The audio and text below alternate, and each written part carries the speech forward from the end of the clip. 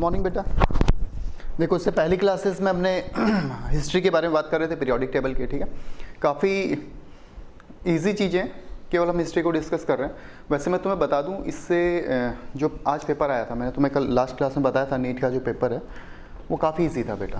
ठीक है, उस पेपर के अंदर एक क्वेश्चन ऐसा था कि उसमें इलेक्ट्रॉन, प्रोटॉन और न्यूट्रॉन भी पूछा गया था। स्पेशली मैं नीट वाले बच्चों को बताने जा रहा हूँ कि इस क्वेश्चन पेपर में इलेक्ट्रॉन, प्रोटॉन और न्यूट्रॉन भी पूछा गया था। मतलब काफ़ी इजी क्वेश्चन आ रखे थे। दूसरा जो मेन पॉइंट था इसमें कि एनसीईआरटी से लेके बहुत सारे क्वेश्चंस थे। मतलब जिस बच्चे ने एनसीईआरटी बिल्कुल अच्छे से क्लियर करी है, इसका मतलब उसका नीट का जो एग्ज़ाम हुआ है काफ़ी मज़ेदार गया होगा। जिसने बहुत भारी भरकम चीज़ें पढ़ी है, बेस एकदम हिला हुआ है, उसके लिए थोड़ा डिफिकल्ट पेपर था। ठीक है, तो हिस्ट्री में हमने क्या क्या कर लिया था, डॉबरिनर के बारे में बात करनी थी हमने, प्राउस्ट बता दिया था तुम्हें मैंने, लेवोसियर बता दिया था कि वो मेटल और नॉन मेटल के बारे में बता रहा था, और एक्सप्लेन करने में फेल हो गया था कि इसको मेटलॉइड, और वो उसका सबसे बड़ा ड्रॉबैक था जिसके कारण वो रूल फेल हो गया था, बाहर हो गया था। ठीक है, उसके बाद आया था डॉबरिनर। ठीक है, उसने क्या बताया था, उसका रूल का जो नाम था वो ट्राइड रूल था। ट्राइड का मतलब उसने तीन एलिमेंट्स को सेट किया और बताया जो पहला एलिमेंट है और जो तीसरा एलिमेंट है, उन दोनों का अगर हम अर्थमेटिक मीन निकालें, उन दोनों का एवरेज निकालें, तो अप्रॉक्सीमेटली बीच वाले एलिमेंट्स के बराबर होगा। ठीक है, समझ आती बात है। हमने क्या बोला,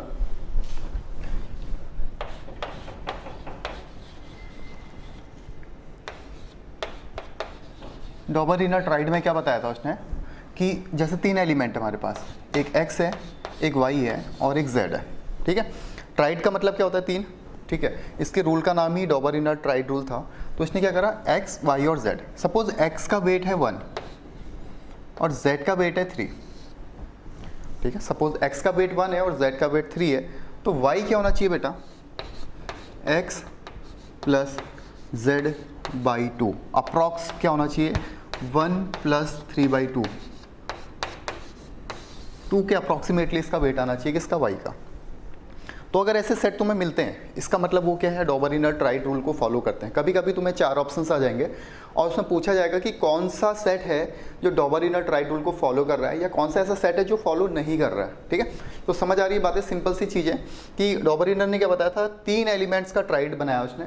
ट्राइड बताया, उसने बताया था कि पहले एलिमेंट और तीसरे एलिमेंट का जो वेट है उसका अर्थमेटिक आएगा कौन, बीच वाले एलिमेंट का। मतलब उसका जो एवरेज रहेगा अप्रॉक्स, वो बीच वाले एलिमेंट का वेट रहेगा। ठीक है, अब इसके अंदर जो पहला था बेटा, जो इसके अंदर पहला था वो था Li, Na और K। ठीक है, इसको हटा देता हूँ, ठीक है, समझाने के लिए लिखा हुआ है।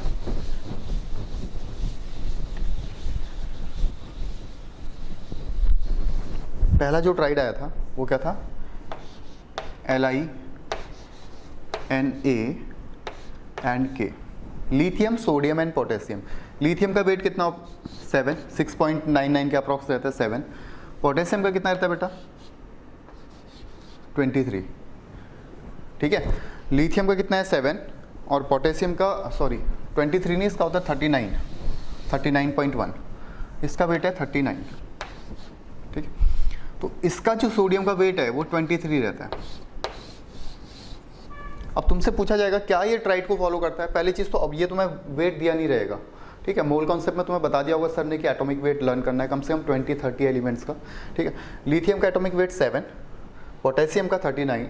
अब इनको अगर ऐड करोगे दोनों, 39 प्लस 7, 39 प्लस 7, ये कितना हो गया, 46/2, 23। तो ये फॉलो करता है किसको, डॉबरिनर ट्राइड रूल को।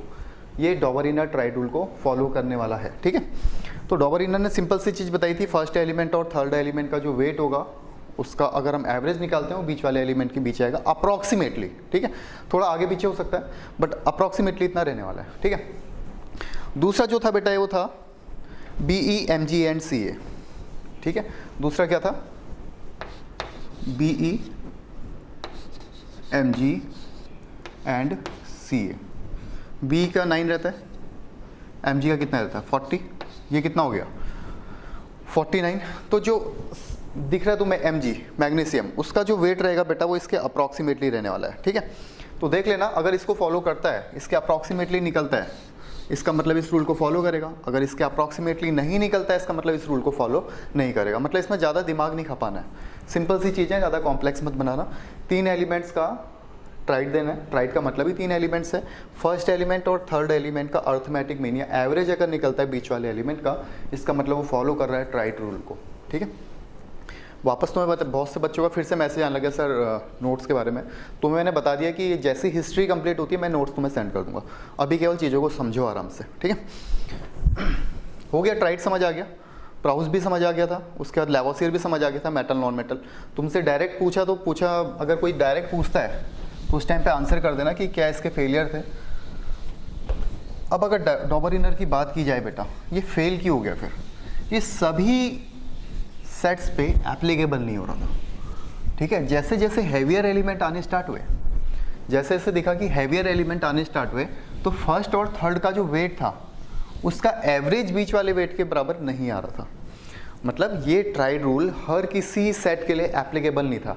तुमने फर्स्ट का वेट निकाला, थर्ड का वेट निकाला, जैसे ही एवरेज निकाला तो वो जो बीच वाले का वेट था उससे ज़्यादा आया, बहुत ज़्यादा आया या बहुत कम रह गया। ठीक है, तो हर किसी सेट्स के लिए एप्लीकेबल नहीं था, इसलिए क्या हो गया, डॉबर इनर भी यहाँ से फेल हो गया और बाहर हो गया। ठीक है, उसके बाद 10th क्लास में वापस से पढ़ा होगा तुमने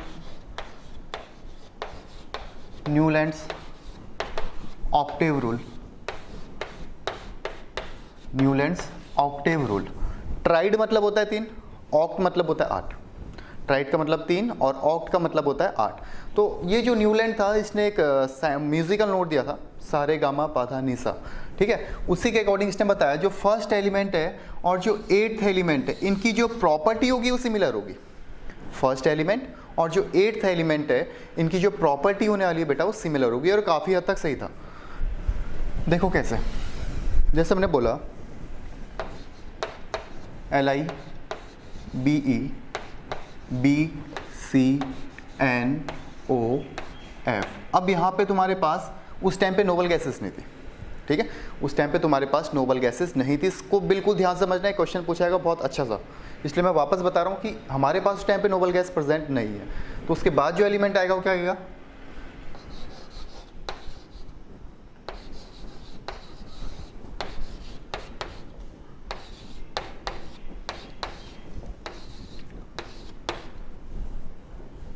समझ आता है, NaMgAl। ये तो कोई दिक्कत ही नहीं, पीरियोडिक टेबल पढ़ रही तुमने।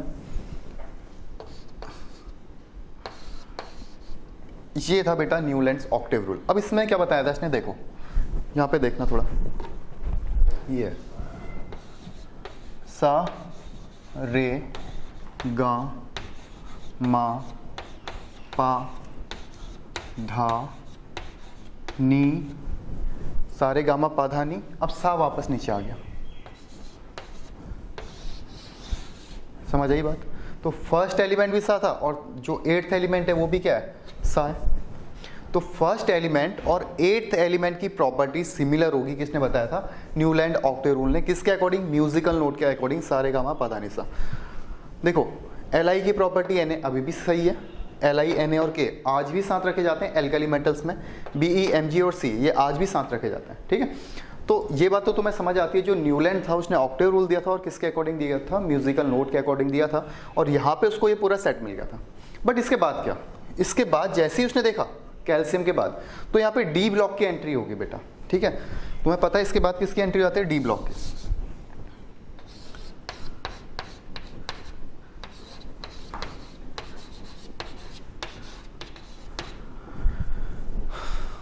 Scandium, titanium, vanadium, chromium, Mn, Fe, CO, Ni, मतलब समझ पा रहे हो, ये डी ब्लॉक सीधे आगे निकल गया। अभी तक तो क्या था, Cl के बाद ठीक नीचे आ रहा था एलिमेंट, बट डी ब्लॉक की जैसी एंट्री हुई तो Fe को इसके नीचे आना चाहिए था पोटेशियम के, बट डी ब्लॉक में क्या होता है, सीधे एलिमेंट्स आगे की ओर निकल जाते हैं। तो यहाँ पे ये रूल क्या हो गया, फेल हो गया। मतलब समझ आ रही तुम्हें बातें मैं क्या बोल रहा हूँ, कि डी ब्लॉक की जैसी ही एंट्री हुई तो अब ये रूल फॉलो, ये क्या रूल क्या हो गया, फेल हो गया।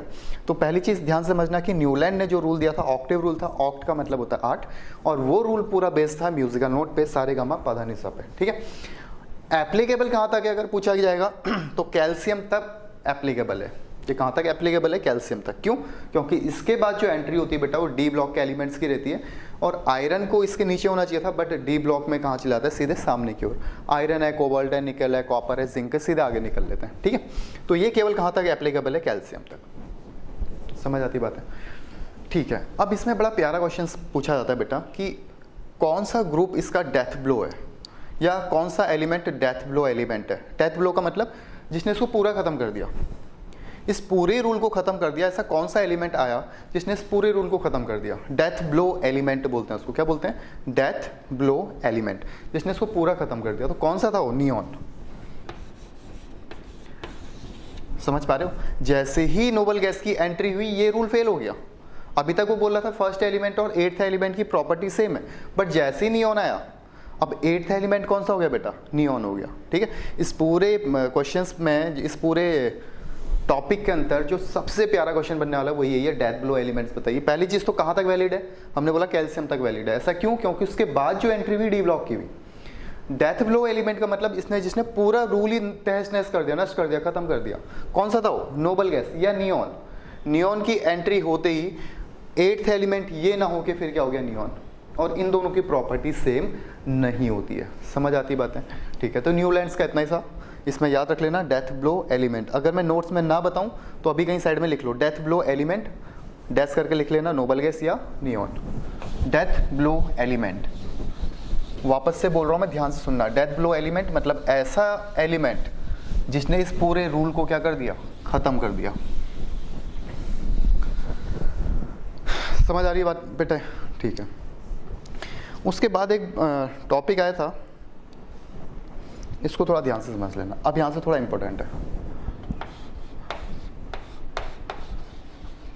Lothar Meyer curve. ये शायद तुमने नहीं पढ़ा होगा पहले, या हो सकता पढ़ा भी हो, लेकिन अच्छा टॉपिक है। लोथर मेयर कर्व, पहला प्राउस्ट आया, ठीक है, लैवोसियर आया, फिर न्यूलैंड आया, डॉबरिनर आया, अब बारी थी लोथर मेयर की। लोथर मेयर कर्व बोला जाता है बेटा इसको। लोथर मेयर ने काफ़ी हद तक बिल्कुल सिस्टमैटिक पीरियोडिक टेबल देने की ट्राई करी थी, दे नहीं पाया था, ट्राई करी थी, कोशिश से जारी थी इसकी, बट क्या हो गया? फेल हो गया अभी। उसका रीज़न तुम्हें समझ आएगा। सबसे पहली बात तो इसने कर्व दिया था, ये, ठीक है। सबसे पहले इसने क्या करा था? लोथर मेयर ने एक कर्व दिया था, और किसके बीच में बनाया था इसने? एटॉमिक वॉल्यूम, एटॉमिक वॉल्यूम और एटॉमिक मास के बीच में। यहाँ से ध्यान से सुनते रहे ना, छोटे छोटे क्वेश्चन बनते रह रहे हैं। पहला क्वेश्चन तो यहीं पे बन गया कि लोथर मेयर का जो कर्व था किस किस के बीच में था? वॉल्यूम और मास के बीच में, एटॉमिक वॉल्यूम और एटॉमिक मास के बीच में। दूसरी बात, इसके बाद हम मैंडलीफ पढ़ने वाले हैं। तो प्राउस्ट हो, चाहे डॉबरिनर हो, चाहे लैवोसियर हो, चाहे लोथर मेयर हो, चाहे न्यूलैंड हो, चाहे मैंडलीफ हो, इन सभी साइंटिस्ट ने, ध्यान से सुनना, इन सबके सब साइंटिस्ट ने जो बेसिक यूनिट मानी थी पीरियोडिक टेबल को सेट करने की या एलिमेंट्स को अरेंज करने की, जो बेसिक यूनिट मानी थी वो मानी थी एटॉमिक मास। क्या बोला मैंने? मैंडलीफ या मैंडलीफ से पहले जितने भी साइंटिस्ट आए थे, सभी ने जो बेसिक यूनिट मानी थी पीरियोडिक टेबल या एलिमेंट्स को अरेंज करने की सिस्टमैटिक, वो था उनका एटॉमिक मास। समझ आ रही बात है? ठीक है।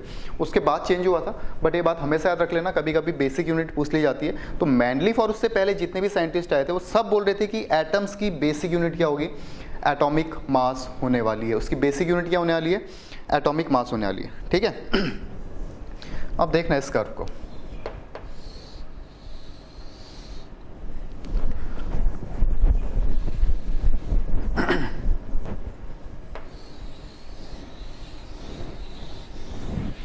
ये है कर्व। अब इस पूरे कर्व में इसको समझने के लिए बड़े प्यार से एक चीज समझो। जब हमने कर्व बनाया है, केवल इतने पोर्शन को देखना, ठीक है। जब हमने कर्व बनाया तो इसमें 4 पोजीशंस होंगी जो मेन है। एक तो ये टॉप वाली है, पीक पोजीशन, ठीक है। दूसरी ये बॉटम पोजीशन है, एक पीक पोजीशन है, एक बॉटम पोजीशन है, ठीक है। एक असेंडिंग है, जब ये ऊपर जा रहा है, एक जब ये नीचे आ रहा है, डिसेंडिंग पोजीशन, ठीक है। इस पूरे जितना भी कॉम्प्लेक्स कर्व है इसको समझने, अगर तुमने बिल्कुल अच्छे से समझना है और जहाँ से क्वेश्चन डायरेक्ट बन जाए उसको ये पोर्शन समझ लो बस। जब हमने कर्व बनाया तो इसमें एक पीक पोजीशन है, एक बॉटम है। 2 बात समझ आती है, एक जब असेंडिंग जब ऊपर जा रहा है, एक जब डिसेंडिंग जब नीचे आ रहा है। समझ रहे हो? एक बात। दूसरी बात, इस कर्व को अगर तुम देखोगे एक रिपीट इंटरवल के बाद ये वापस सेम आ रहा है। देखो क्या बोल रहा हूँ मैं, जैसे हमने कर्व बनाया, पहले ये था, ये सेम आया बट इससे थोड़ा ऊपर, सेम आया थोड़ा ऊपर, सेम आया थोड़ा ऊपर, मतलब ये क्या कर रहा था, एक फिक्स इंटरवल के बाद रिपीट कर रहा था। तो लोथर मेयर ने बोला ऐसे एलिमेंट जिसकी प्रॉपर्टी सेम है, लोथर मेयर ने क्या बोला, ऐसे एलिमेंट्स जिसकी प्रॉपर्टी सेम है वो एक फिक्स इंटरवल के बाद रिपीट करते हैं। सपोज यहाँ पे कोई एलिमेंट था, वो फिक्स इंटरवल के बाद यहाँ पे रिपीट करा, जिसकी प्रॉपर्टी सेम थी वो फिर रिपीट करा, जिसकी प्रॉपर्टी सेम थी फिर रिपीट करा। समझ पा रहे हो? तो लोथर मेयर ने क्या बोला, जो ऐसे एलिमेंट्स जिसकी प्रॉपर्टी सेम होगी वो एक फिक्स इंटरवल के बाद रिपीट करते हैं, मतलब एक साथ आ जाएंगे। ठीक है, तो उसके अकॉर्डिंग देखो जो एल्कली मेटल होते हैं लोथर मेयर कर्व के अकॉर्डिंग, मैंने तुम्हें 4 क्वेश्चंस बता दिए और वहां से क्वेश्चन बनेंगे ही बनेंगे, वापस सुन लो। सबसे पहला क्वेश्चन आता है कि पीक पोजीशन पे कौन से एलिमेंट्स मिलने वाले हैं। तो पीक पोजीशन में मिलेंगे बेटा तुम्हें एल्कली मेटल। जैसे अगर यहां से देखें, ये Li आ गया तुम्हारा, ठीक है,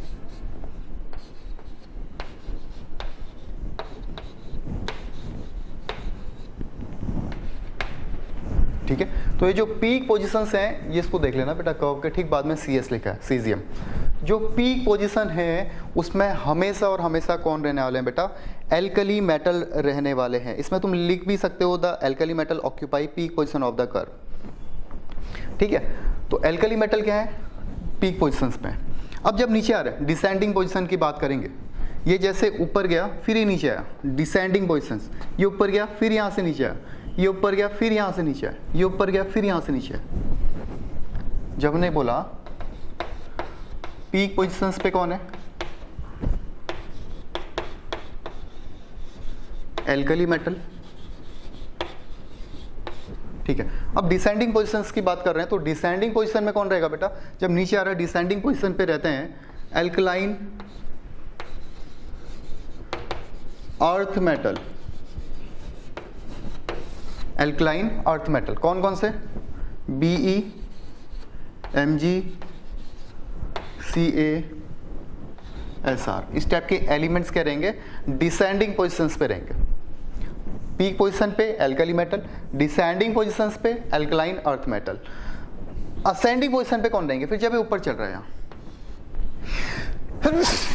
सॉरी, असेंडिंग पोजीशन पे रहते हैं बेटा इसमें हैलोजन फैमिली। ठीक है, फ्लोरीन, क्लोरीन, ब्रोमीन, आयोडीन। तो तुम्हारी 3 पोजीशन समझ आ गई।